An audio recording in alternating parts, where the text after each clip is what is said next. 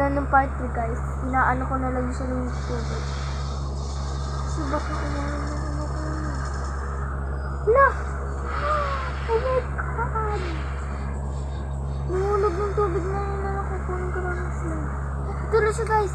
Uy! Uy! Uy! Wow! After 1 year ago!